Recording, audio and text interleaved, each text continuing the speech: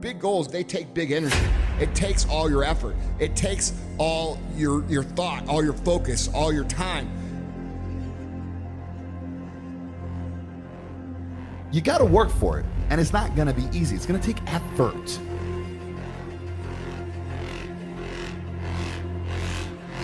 If you don't believe in your heart, you're always gonna hold back your true potential. You're always gonna hold back what you could truly give, and that's the problem. So stop wondering if, and start telling yourself you're in the process of.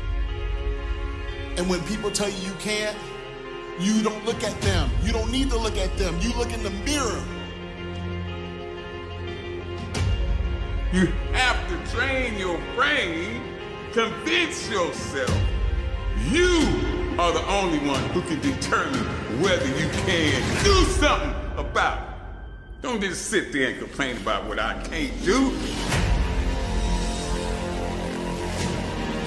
Once you make a decision and you go all in and you saying, I ain't quitting till I get there. I ain't giving up. I ain't giving in. I will do whatever it takes, whatever it takes.